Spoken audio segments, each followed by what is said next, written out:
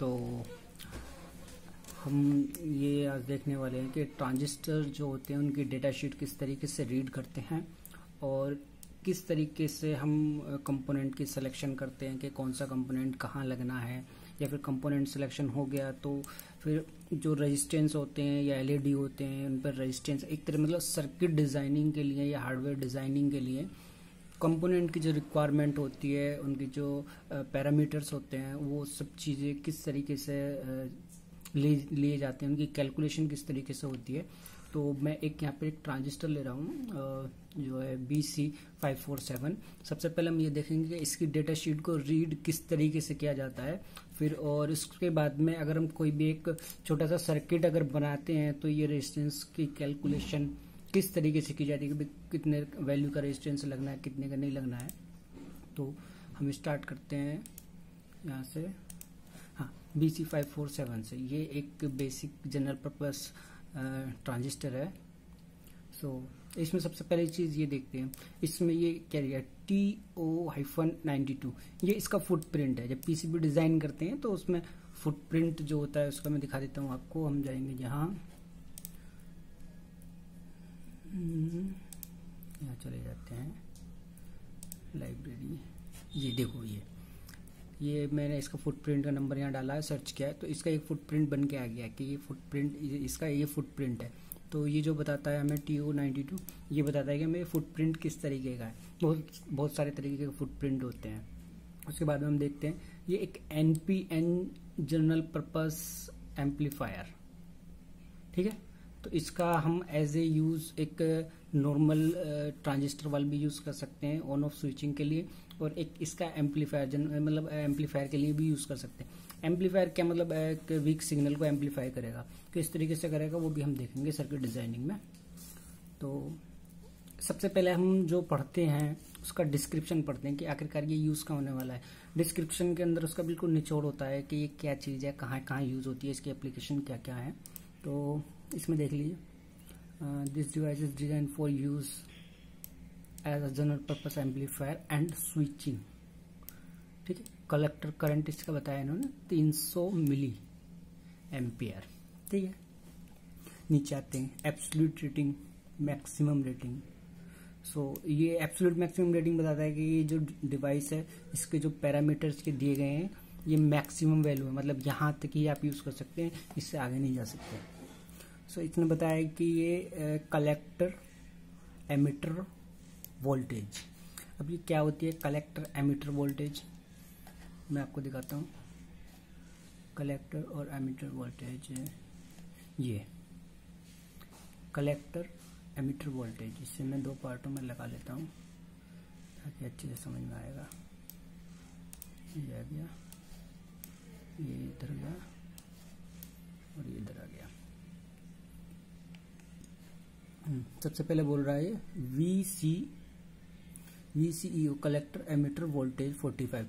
Collector और emitter voltage मतलब इस पॉइंट से इस पॉइंट की जो वोल्टेज होगी वो 45 वोल्ट होगी, ठीक है। और उसके बाद में क्या VCS,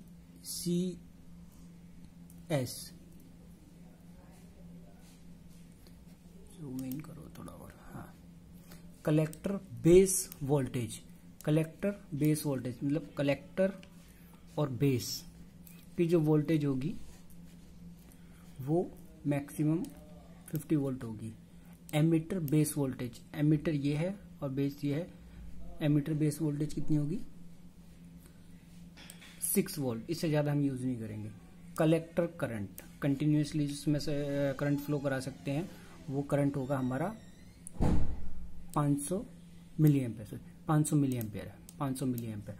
और TJRS junction transistor, store junction transistor, इसका है -55 टू -155। ये इसका टेम्परेचर रेंज है। नॉर्मली जो भी कंपनियां बनाती हैं वो टेम्परेचर रेंज इस तरीके की होती है, जो भी हमारी एप्लीकेशन होता है या एनवायरमेंटल टेम्परेचर होता है वो उसे सस्टेन करता है। और उसके बाद में है टोटल डिवाइस डिसिपेशन, मतलब जो इसकी हीट डिसिपेशन होती है, मतलब जब ये ट्रांजिस्टर वर्किंग में होता है तो उस टाइम पे ये कितनी पावर को कितनी पावर को हीट में कन्वर्ट करेगा और उसे डिसिपेट करेगा, क्योंकि हर जो भी कंपोनेंट होता है हर कंपोनेंट हीट डिसिपेट करता है।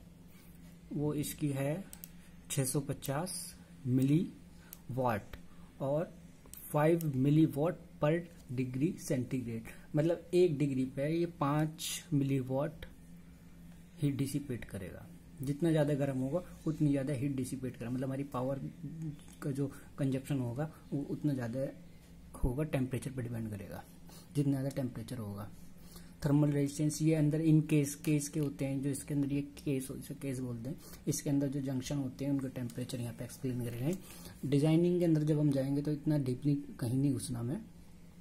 अब देखते हैं ये, अब सबसे बड़ा क्वेश्चन आता है कि इसने यहाँ पे दिया है EBC, emitter base collector. Emitter base collector ये जरूरी नहीं होगा कि और जो ट्रांजिस्टर होंगे वो सबके सेम होंगे, अलग अलग भी हो सकते हैं, सेम भी हो सकते हैं।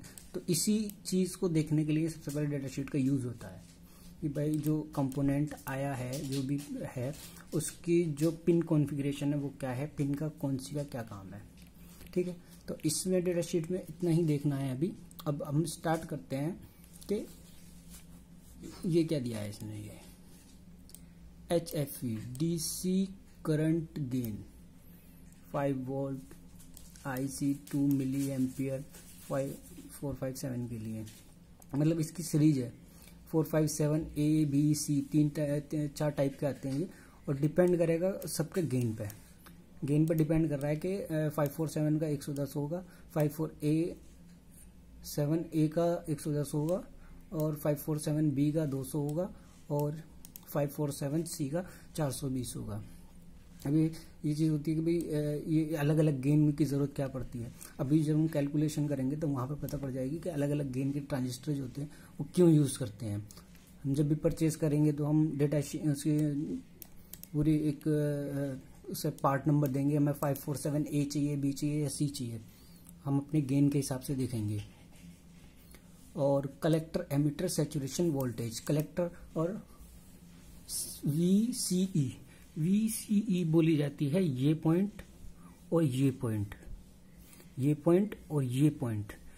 इस पॉइंट में और इस पॉइंट में वो वोल्टेज अलग होगी, ये पॉइंट की और ये पॉइंट की वोल्टेज अलग होती है। इसे बोलते हैं VCE, इसे बोलते हैं ट्रांजिस्टर की वोल्टेज। अब ट्रांजिस्टर की वोल्टेज क्या होगी, यहाँ से और यहाँ की देखेंगे तो पूरे सर्किट की वोल्टेज हो जाएगी, और इस पॉइंट से इस पॉइंट की देखेंगे तो ट्रांजिस्टर की वोल्टेज होगी। तो कलेक्टर एमिटर सैचुरेशन वोल्टेज, इसमें 3 रीजन होते हैं, कट ऑफ और सैचुरेशन, एक्टिव। ठीक है, तो हमारा जो ये वर्क करता है ट्रांजिस्टर वो सैचुरेशन में करता है। तो इसमें IC 10 मिली एम्पियर बताया है और IB बताया है 0.5 मिली एम्पियर। ठीक है, और मैक्सिमम गेन इनका यहाँ पे जा रहा है, सॉरी वोल्टेज आएगी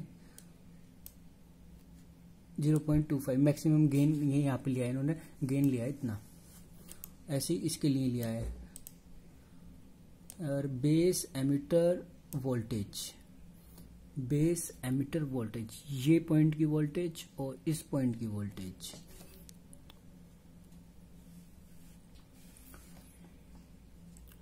ये इस पॉइंट की वोल्टेज है ये। ठीक है, तो इसने ये बताया है कि 0.7 वोल्ट इसके एक ऑपरेटिंग वोल्टेज होती है, 0.7 तो इसे मिनिमम चाहिएगी, इससे ऊपर ये वर्क करेगी। ठीक है, 0.7 VB जिसे बोलते हैं। ठीक है, तो अब हम देखते हैं, ये डेटा शीट हमने थोड़ी सी पढ़ ली, अब देखते हैं कि हम एक अगर सर्किट डिज़ाइन करते हैं तो उसमें इन सारी चीज़ों का कैसे यूज़ होगा। तो अभी मैं आपको दिखाता हूँ। तो हमने ये सर्किट यहाँ पर डिज़ाइन कर लिया है इस तरीके से। अभी हमने एक सप्लाई लगाई है, एक रेजिस्टेंस लगा दिया है। ठीक है, इस एक रेजिस्टेंस लगा दिया, एक LED लगा दिया, BC547 ट्रांजिस्टर लगा दिया, एक बेस पे हमने रेजिस्टेंस लगा दिया, एक स्विच लगा दिया, फिर यहाँ पे सप्लाई लगा दिया।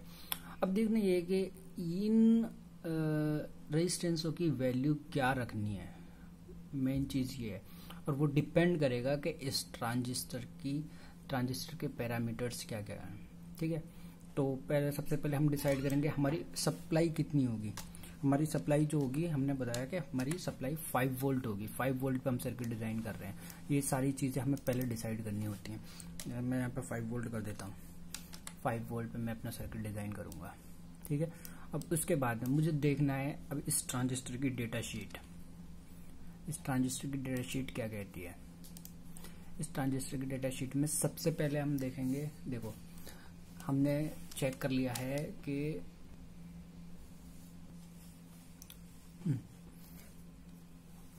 हमारी कलेक्टर एमीटर वोल्टेज, कलेक्टर और एमीटर वोल्टेज जो है 45 है। हमें कोई फर्क नहीं पड़ता, हम 5 वोल्ट पे वर्क कर रहे हैं, ठीक है। हम देखेंगे सबसे पहले आईसी करंट कितना है। आईसी मतलब कलेक्टर करंट कितना है, मैक्सिमम कितना करंट ये दे सकता है। इसमें लिखा है मैक्सिमम कलेक्टर करंट ये यहाँ पे दे सकता है 500 मिली एम्पियर, ठीक है। 500 मिली एम्पियर ये में मैक्सिमम कलेक्टर करंट दे सकता है, ठीक है। तो हम यहाँ पे लिख लेते हैं ये सारी चीजें। आईसी है हमारा 500 मिली एम्पियर, ठीक है। 500 मिली एम्पियर हमारा मैक्सिमम कलेक्टर करंट है, ठीक है। और उसके बाद में अब हम आते हैं गेन पे। इसका गेन क्या है? इसका गेन है 110। कैलकुलेशन करेक्ट करने के लिए हम ले लेते हैं इसे 100। कोई दिक्कत नहीं है, 10-20 ऊपर नीचे लोगे तो कोई दिक्कत नहीं होगी, ठीक है। तो कैलकुलेशन करेक्ट करने के लिए हम इसे 100 ले लेते हैं और इसे बोलते हैं बीटा। ये वाला गेन, डीसी गेन जो होता है वो बीटा होता है ट्रांजिस्टर का, सभी ट्रांजिस्टर का। बीटा इक्वल टू 100, ठीक है। यह गेन। और अब दूसरी चीज देखने की ये होती है कि हमें चलानी है एलईडी चलानी है हमें। तो एलईडी चलाने के लिए एलईडी को कितने करंट की रिक्वायरमेंट होती है? तो हम कोई एक डेटा शीट लेते हैं एलईडी की और इसमें सर्च करते हैं, ठीक है। ये एलईडी की डेटा शीट हमने ले ली है। इसमें हम यहाँ देखेंगे तो इसका मैक्सिमम रेटिंग जो है, इसकी maximum current absolute maximum 30 milli ampere, इससे ज़्यादा हम नहीं दे सकते इसे। 30 मिली एम्पियर इसकी करंट रेटिंग है। तो हम इसे 20 मिली एम्पियर पे जलाएंगे तो ये लॉन्ग लाइफ चलेगी। एलईडी की इंटेंसिटी जितनी कम होती है उस हिसाब से वो उतनी ही दिनों तक उसकी लाइफ होती है। तो हम यहाँ ले लेते हैं इसे 20 लेंगे हम इसे, ठीक है। तो हमारा ये कहाँ गया? इसे बोलते हैं हम IF बोल लेते हैं। LED current equal to 20 milli ampere. LED टी रह गया, करंट हो गया 20 मिली एम्पियर। ये हो गया 20 मिली एम्पियर। अब क्या चाहिए हमें? अब हमें करंट भी मिल गया है, सब कुछ हो गया। अब चलते हैं आगे। अब ये रेजिस्टेंस बताएगा कि मैक्सिमम इस पावर सप्लाई से कलेक्टर के लिए कितना करंट आपको अलाउ करना है, कितना करंट अलाउ करना है मैक्सिमम, ठीक है। तो अब देखो कैसे करते हैं। V=IR लगाते हैं हर जगह, कोई वो नहीं है। ओम्स लॉ यूज करना है सब जगह। V और R, V=IR यूज करना है। तो वोल्टेज ये है और रेजिस्टेंस ये रहा, करंट निकल जाएगा जितना हमें अलाउ करना हो इसे। तो मैक्सिमम जो हमारी एलईडी की करंट रेटिंग है वो क्या है, यहाँ चेक कर लेते हैं। इसे हटा देते हैं यहाँ से। एलईडी की मैक्सिमम करंट रेटिंग 30 मगर हम अगर आर की वैल्यू इतने इस तरीके से सेट करते हैं कि 30 मिली एम्पियर या 40 मिली एम्पियर से ऊपर न जाए, ठीक है। तो अगर हम लेते हैं यहाँ पे अगर 100, अभी चेक कर लेते हैं चलो। 5 वोल्ट VCC कितनी है हमारी?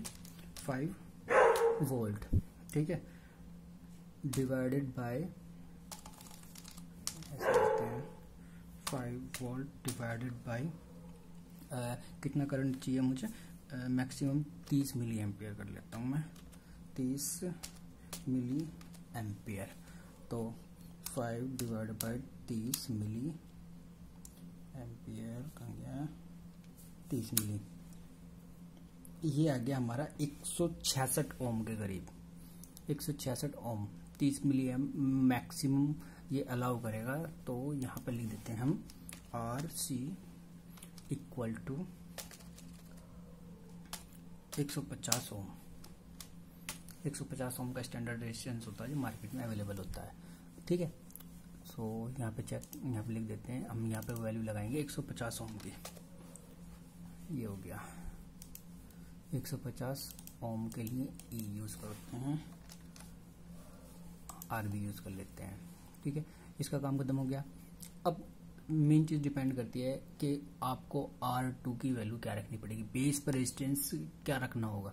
इसमें थोड़ा सा कम जो है वो गेन का भी आता है, गेन का, ट्रांजिस्टर का जो गेन हमने चेक किया था उसका। तो गेन का फॉर्मूला होता है हमारा IC equal to IB into beta, ये बीटा है, IB इंटू बीटा। कलेक्टर का करंट इक्वल टू होगा बेस करंट मल्टीप्लाई बाई उसका गेन, ठीक है। इसका गेन कितना है, यहाँ पर कलेक्टर करंट हमें कितना रखना है। अभी ये चीज देखो, हमने मैक्सिमम अलाउ करंट कराया, अभी मैक्सिमम अलाउ करंट कितना कराया, 30 मिली एम्पियर, बट LED कितने पे चलानी है हमें, 20 पे। वो 20 मिली एम्पियर आएगा, वो डिपेंड करेगा इस पे कि यहाँ की जो वैल्यू होगी उससे डिपेंड करेगा कि यहाँ पर कितना करंट आएगा। इसलिए तो रिलेशन होता है IC equal to IB into beta, ठीक है। तो अब ये डिपेंड इस रेजिस्टेंस की वैल्यू से डिपेंड करेगा कि कलेक्टर का करंट एक्चुअल में कितना फ्लो होगा, ठीक है। तो कैलकुलेशन करते हैं, मुझे क्या चाहिए, यहाँ पे मेरे पास वोल्टेज कितनी है, 5 वोल्ट, ठीक है। और मुझे यहीं से कैलकुलेशन करके निकालते हैं हम कि कलेक्टर करंट होगा मेरा 20 मिली एम्पियर।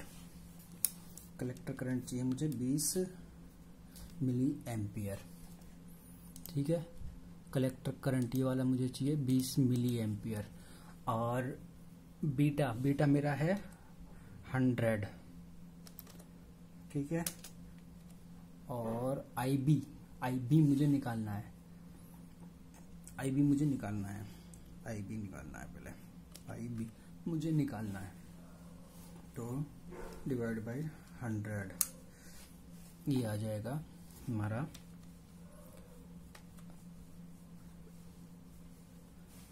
10⁻⁻⁴, ये IB आ जाएगा, I आ गया, ये यहाँ पर I आ गया मेरा है 10⁻⁻, मतलब 10⁻⁻⁻,